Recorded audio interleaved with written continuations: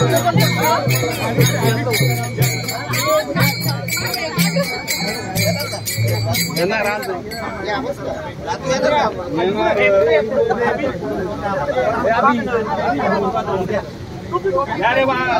बसा खाली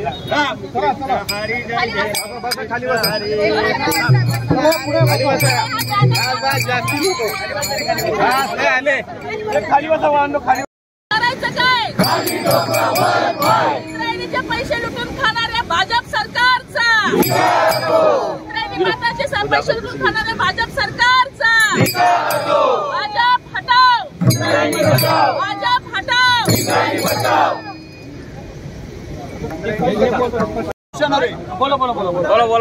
नमस्कार. आपण आज इंद्रायणीचं जे हे पाठीमागं प्रदूषण बघतोय. पहिली गोष्ट तर नदी ही पर्यावरणाचा भाग आहे आणि असं असताना देखील महाराष्ट्राला पर्यावरण मंत्री नाहीये. पहिली गोष्ट. त्यामुळं पहिल्यांदा आपली मागणी अशी असेल की महाराष्ट्राला पूर्ण वेळ पर्यावरण मंत्री द्यावा. दुसरा विषय इंद्रायणीच्या प्रदूषणाच्या बाबत. पिंपरी चिंचवड महानगरपालिका आणि जिथून उगम आहे त्या इथून इंद्रायणीमध्ये खूप मोठ्या प्रमाणामध्ये सिवेज वॉटर आणि केमिकल वॉटर टाकलं जात आहे. कुठेही एक सक्षम असे ETP किंवा STP नाहीयेत की तुम्हाला जी जलपर्णी दिसतीये किंवा हे फेसळलेलं पाणी दिसतंय हे निव्वळ सिवेज वॉटरमुळे झालेलं आहे. आणि त्याच्यामुळे अनेक वेळा मासे मरणं आणि जलपर्णी तयार होणं हे असे सगळे प्रकार सुरू होतात. इथूनच आपण इंद्रायणीला संत तुकाराम महाराज आणि ज्ञानेश्वर महाराजांच्या विचाराची एक पार्श्वभूमी आहे. देहू आळंदीला टच करून ही इंद्रायणी पुढे जाऊन पांडुरंगाला जाऊन मिळते. पण अशा इंद्रायणीमध्ये आपला जो रामझरा आहे, आपण आता रामाचं एवढं सगळं आपण पूजन करतोय, पण पिंपरी चिंचवड मधून येणारा जो रामझरा हा सगळ्यात प्रदूषित झरा आहे. चिखली कुदळवाडीचं सगळं केमिकल आणि सिवेज वॉटर घेऊन हा इंद्रायणीला प्रदूषित करतो. त्यामुळं पहिली मागणी आहे की पिंपरी चिंचवड महानगरपालिकेचे जे STP आहेत किंवा जो आता कुदळवाडीला जो ETP केला असं सांगतात त्या ETPचा डिस्चार्ज पूर्णतः हा म्हणू शकतो की हा प्रदूषित आहे आणि तो सगळा इंद्रायणीला जाऊन मिळतोय. त्यामुळं पिंपरी चिंचवड महानगरपालिकेने पहिल्यांदा त्यांनी त्यांचं काम व्यवस्थित करावं आणि त्याच्यानंतर महाराष्ट्र पोल्युशन कंट्रोल बोर्ड किंवा PMRD किंवा जिल्हाधिकाऱ्यांकडे हे करावं. पिंपरी चिंचवड महानगरपालिकेकडनं मोठ्या प्रमाणामध्ये इंद्रायणीमध्ये प्रदूषण केलं जातं. पहिल्यांदा त्याच्यावरती काम होणं खूप गरजेचं आहे. धन्यवाद.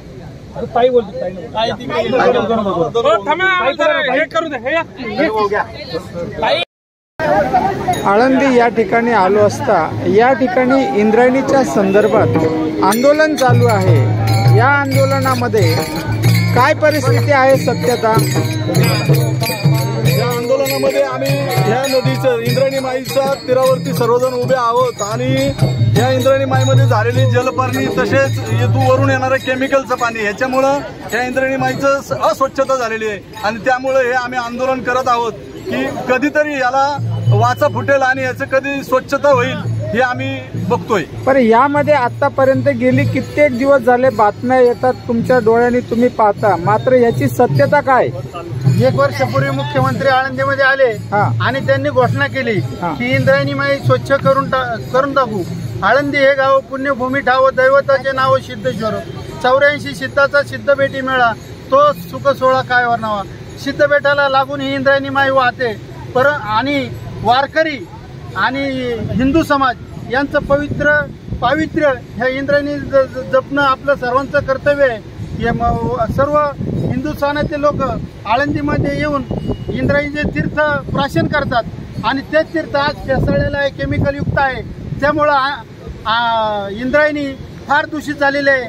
मुख्यमंत्री फक्त प्रस्थानची वेळ आले होते आणि त्यावेळेस पण त्यांनी घोषणा केली. ह्या खोट्या घोषणांमुळं हे सर्व वारकरी आता चिडलेले आहेत. सर्व पक्षाचे कार्यकर्ते, महाविकास आघाडीचे कार्यकर्ते यांनी आज उग्र स्वरूपाचं आंदोलन केलेलं आहे. निश्चितच या ठिकाणी आपल्याला काय वाटतं ताई? मला असं वाटतंय की आळंदी ह्या गावामध्ये अनेक वर्षापासून, आम्ही 40 वर्षापासून ह्या गावामध्ये राहतोय. तर त्या इंद्रायणी तीरावर जे आपल्या भारत देशातून वारकरी संप्रदाय हा मोठ्या प्रमाणात आळंदीमध्ये येतो आणि तिथं तीर्थ घ्यायला त्या बाटल्यांमध्ये पाणी नेत असतं आणि ते तीर्थ म्हणून पित असतात.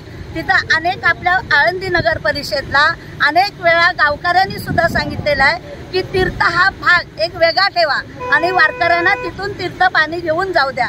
पण ते तसं न करता अखंड कपड्याचं धुणं, लोकांच्या आंघोळ्या वगैरे त्या ज्या इंद्रायणीमध्ये होतात आणि बेकायदेशीर धंदे सुद्धा आजूबाजूला चालू आहेत. इंद्रायणीच्या कडेला पण काय चालवले आहेत, काय शौचालयाच्या बाजूला इंद्रायणीच्या कडेला चालू आहे. निर्गुणी अशा इंद्रायणीच्या ठिकाणी दारूच्या भट्ट्या आम्ही उद्ध्वस्त केलेल्या आहेत आणि अशा ह्या इंद्रायणीतील अगदी शासनाचं सुद्धा पुरेपूर लक्ष नाही, आळंदी नगर परिषदचं सुद्धा पुरेपूर लक्ष नाही आणि आमच्या गावातील सुद्धा प्रतिष्ठित लोकांचं सुद्धा लक्ष नाही. आपलं गाव, आपली इंद्रायणी कशी स्वच्छ राहील, लोकांना कसं तीर्थ मिळेल आणि आपलं गाव कसं जसं जगात नावावर आहे तसं पुन्हा पुन्हा पाण्याचं तीर्थ येऊन जगापुढे जाईल हे आमच्या सगळ्या लोकांना नीट दिसत नाही. त्यामुळे आपली इंद्रायणी जास्तीत जास्त स्वच्छ कशी होईल हे बघणं आपल्या गावकऱ्यांचं, नगर परिषद शासनाचं काम आहे आणि ते त्यांनी करावं. निश्चितच ज्या ठिकाणी आपण पाहू शकता इंद्रायणी आहे, इंद्रायणीची परिस्थिती आपल्या डोळ्यांनी बघा. समोरच जलपर्णी आहे, त्याच ठिकाणी केस आहे.